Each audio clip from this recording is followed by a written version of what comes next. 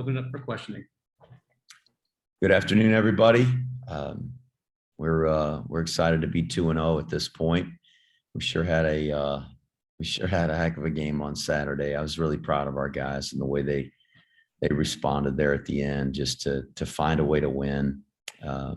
Getting those onside kicks was huge. Marquell with 2 of them, and really proud of Simon Dillinger, who hasn't had a lot of playing experience at all. He's a tight end, moved to tackle, and just did a great job covering that last kick. And we had to get all 3 of them. Had we not gotten all 3 of those, it certainly might have been a different story. And we'll give credit to Western Kentucky. We had a 3-touchdown lead, and they found a way to get back in the ball game. What a great fourth quarter they had offensively, and glad there wasn't any more time left in the game, and we were able to just hold them off till the very end. But it's exciting to have a start like we have, just giving our team confidence, and going into week number 3 here. Glad to be back at home again. So hopefully we'll have a good week of practice and get a few of those guys that were nicked up from Saturday back healthy and back in the lineup. And certainly we're going to need our best players to go forward. And we can remind everyone to please use the raise your hand function. We'll be sure to get you in. We'll start with Rich DeMarco. Jeff, on Saturday, how much did how much did your team show withstanding that comeback by Western Kentucky? I just a lot of resolve out of our team. They, like I said, they did a great job against us and cut it from 35-14 to 35-21. We got the onside kick. We weren't able to sustain the drive. We got stopped on 4th and 2. They went right back down and scored, made it 35-28. Got the onside kick, took it down, had to settle for a field goal. They took it right back down, made it 38-35, and we got the last onside kick, and we were able to take a knee on the last play. And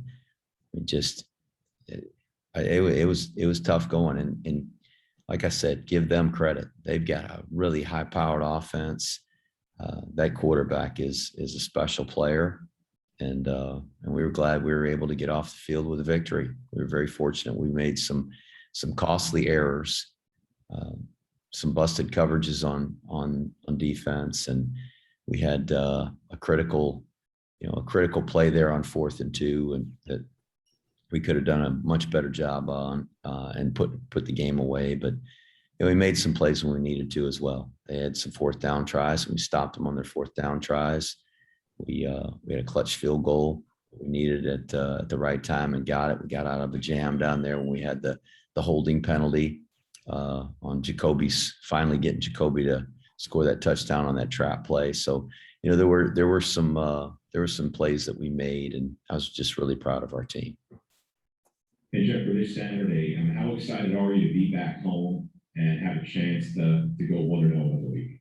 Oh, it's great to be at home, to not have to travel. Our guys just seem to be better rested, go to our hotel and not have a long trip to get to the ball game. I think that I just like playing at home, and I'm sure that everybody around the sports world would say they like playing at home a lot better than they do going on the road. So we're glad to be here again, and I thought it was a great crowd on Saturday. And I hope as the season goes along, the crowds will get even better. Thanks, Coach. Charles, go ahead. Good afternoon, Coach. Saturday's game, as you mentioned, had a variety of narratives, from the quick start from you guys, their comeback and resilience, hard hitting, the errors, clutch plays, you name it.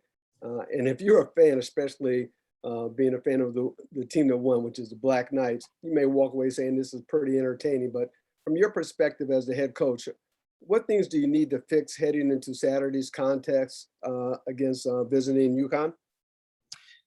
Well, there's a good laundry list of things that we've got to improve. Not fumbling the ball in the red zone, not giving up long touchdowns on busted coverages, being able to convert the short yardage conversion downs, 3rd and 4th down on offense. just tackling better, cleaner. We had 10 missed tackles on defense, and that's way too many. We had 5 the previous week against Georgia State. So, those are things that fundamentally we've got to do better. We've got to sustain blocks on the perimeter. We had a couple of plays that got out there on the perimeter, and we've got to be able to get those blocks made so that we can spring our slot backs and those guys carrying the ball on the edge. We did a couple of times Saturday, but we left a couple of opportunities out there as well.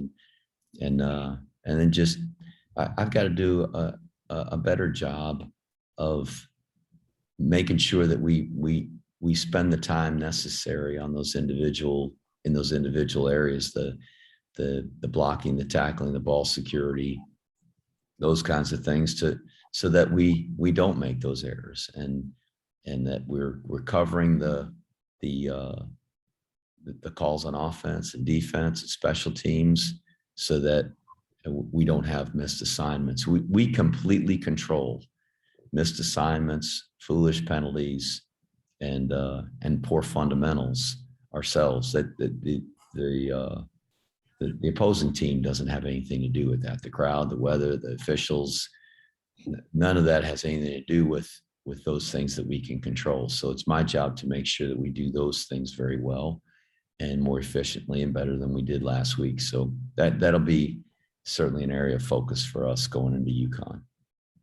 And it's interesting because you just mentioned, obviously, there are some things that you're responsible for as a head coach, and at UConn, head coach Esso is no longer there, from what I understand.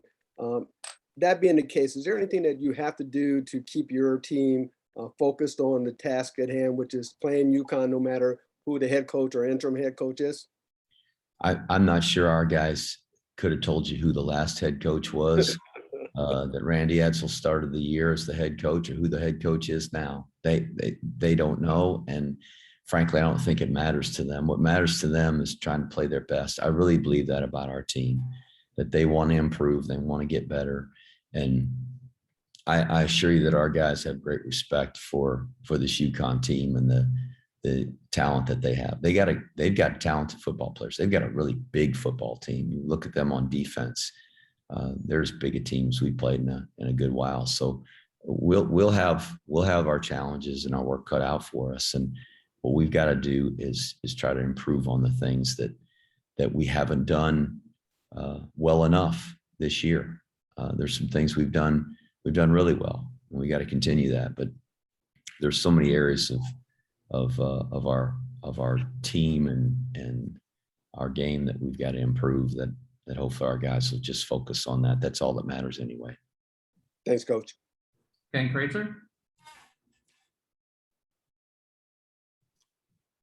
Coach, good afternoon. Good to see you. Maybe comment a little bit on the play of Christian Anderson after you watched the tape, and also Jacoby Buchanan, and the situation at center now with Connor Bishop perhaps questionable for Saturday. I thought Christian played a great game, maybe as good a game as he's played since he's been here. He had the opening play of the game, or that first drive, he went the wrong way. We had a play called to the right, and he went to the left, and there was one other play where he made a check to the wrong play and then misread it. And those are 2 plays on the whole day that probably stood out as not being his best effort. But beyond that, I thought he played really well. Ran hard, took care of the ball, delivered it to the guys really well on the pitches and on the passes. So really proud of his effort. Jacoby Buchanan he's just such a load. He always seems to be moving forward and getting an extra yard and moving the pile. And he did that on Saturday. I thought he ran the ball really hard. As I thought with that whole group, I thought Cade Barnard had a really good game running the football and playing that position, as did Anthony. So happy with those 2 guys. And then your final part of that was, Ken, remind me. It was about Connor Bishop, his status and the adjustments you might have to make. Yeah, sure. So we put Noah in there when Connor got hurt.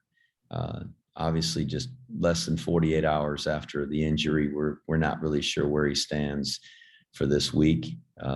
We hope he'll be ready. He may not be ready. And if he's not, then we'll go with Noah Knapp. And again, with Dean Powell at the right guard, and Zach Ward came in relief of Noah when he moved over at left guard. So that's likely how we would start the game, kind of the way we finished the game on Saturday.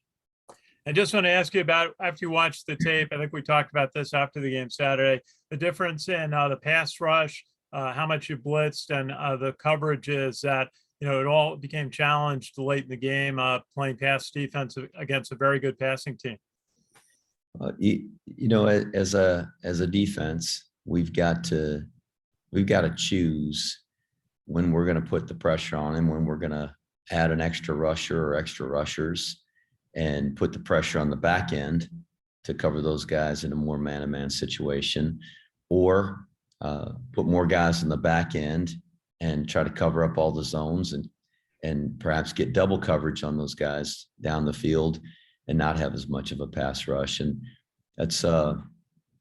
it's difficult sometimes to really figure out what's best at the right time. I think Nate Woody is as good a defensive coordinator as there is in the country. He's doing a great job with those guys. And they had a very stout, very strong offensive line. They did an outstanding job protecting their quarterback on Saturday. And he's a gifted player. He does a tremendous job of delivering the ball in a place where those guys can catch it. He's got a great touch, a strong arm. And you saw Saturday that he can throw on the run. He gets on the move. He throws across his body. He throws going to his left and has to open his shoulder. And I just think he's a really good player. So, we were trying to empty the playbook to give ourselves the best chance to get pressure on him, to be able to cover those guys up. And, a couple times we gave up touchdowns where we didn't have guys in position to make a play. One was just a plain busted coverage. And the other, we had a guy kind of overplay a route and left a zone open. And both were for touchdowns. So we got to do a better job with that.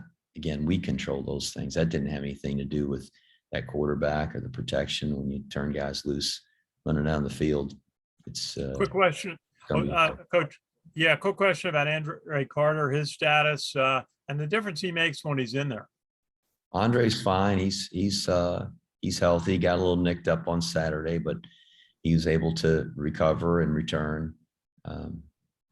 Having a guy that size, that length, his athleticism coming off the edge, certainly a good player for us, and we're glad we got him on our team.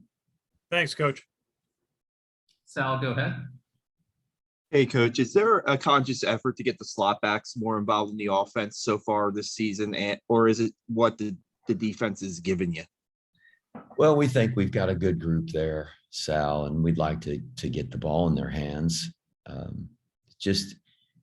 We can't always dictate without just running the toss and saying, here, we're going to toss it to them, or we're going to put them in the backfield and hand the ball off to them. That really isn't.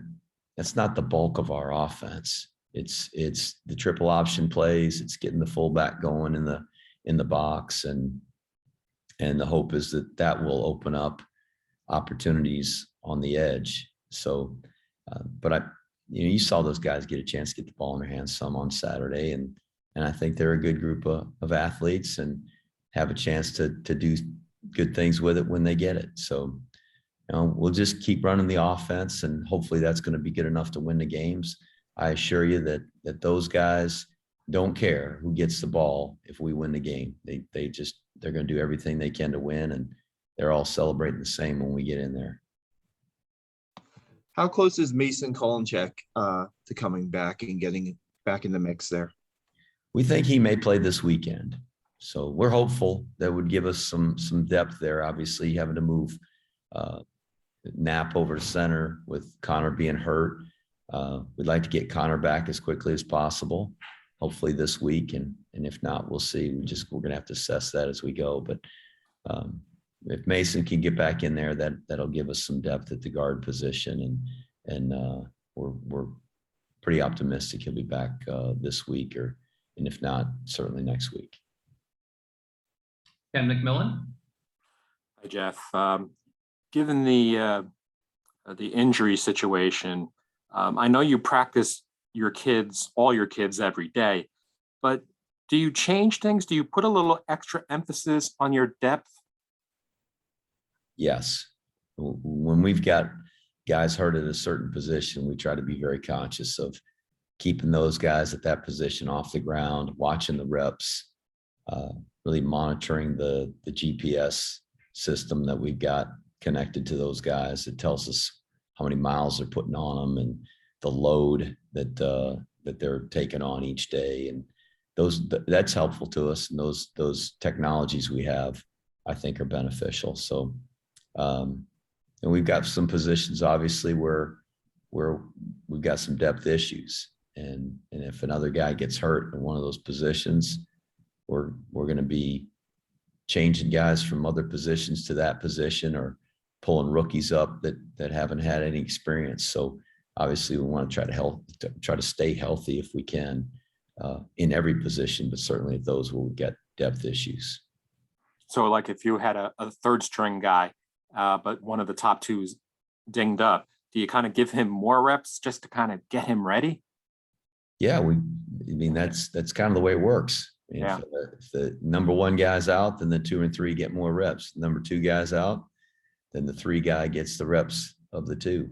Sometimes we're down to the 4s and 5s. That's happened plenty here. So I hope that doesn't happen this year, but we'll prepare them and have them ready to go if that's what it means. Does the change in coaching staff with Spanos now taking over, for you coaches, does this provide a little bit of unpredictability, or do you think that they're just going to stick to what they do best? I don't know what they'll do.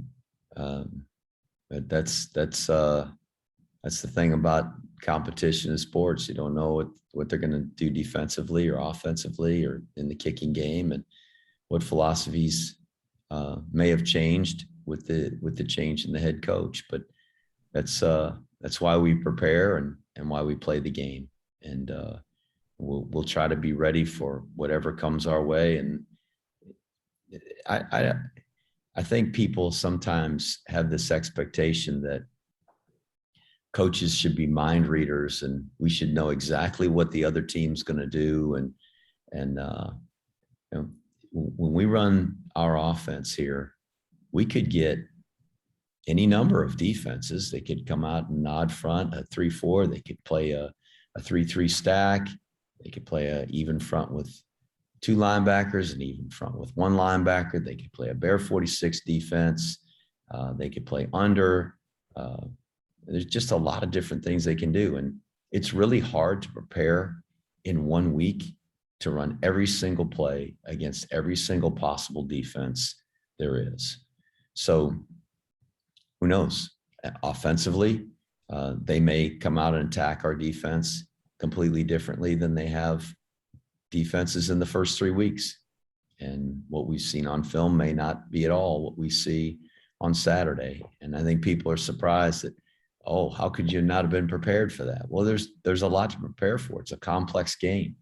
So I think what they're doing is probably what they feel like gives them the best chance to compete. And what we're doing, I assure you, gives us the best chance to compete. If I get hit by a bus this afternoon, I don't think that our offense and defense are going to change. So it's what our guys are best at. So we got to prepare for what we think we're going to see from UConn, and if it changes, then we'll make adjustments on Saturday. And then just on Anthony Atkins, I know you weren't happy with his fumble in the first half, but to see him come back, play a decent game, and get that touchdown later, how do you feel as a coach to see a kid respond well? Relieved that he didn't fumble it again. I mean, Yeah. I get mad at everybody that fumbles the ball, turns the ball over. I don't.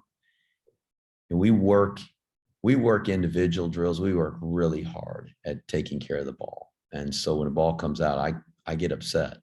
I'm not upset at Anthony or, I'm just mad about what happened and disappointed and upset that we didn't use the fundamentals that could have prevented that from happening. And so I'm glad that he didn't fumble it again. Like I said, I'm relieved. I don't want us to fumble the ball. When you fumble the ball, turn the ball over, it costs you. If you can win the turnover battle in college football, you're going to win more than 75% of the time. And so that's just statistically based on every game across the country. When you win the turnover battle, you're going to win. And we tied the turnover battle on Saturday. They gave one back to us too. But we've got to hang on to the ball. And I know Anthony understands that. And I love Anthony Atkins. He's a hard runner. He's a tough player. He's a talented, really good football player. And I'm glad we've got him on our team. And he's part of a B-back group that I think is as good as we've ever had here. So he'll do a great job taking care of the ball. There's, oftentimes when those things happen, there's a sense of urgency that is spurred in that particular player to do a better job of hanging on to it. Thanks, Jeff. So we do a last few for Coach. We'll go Charles, Ken Kreitzer, then Sal.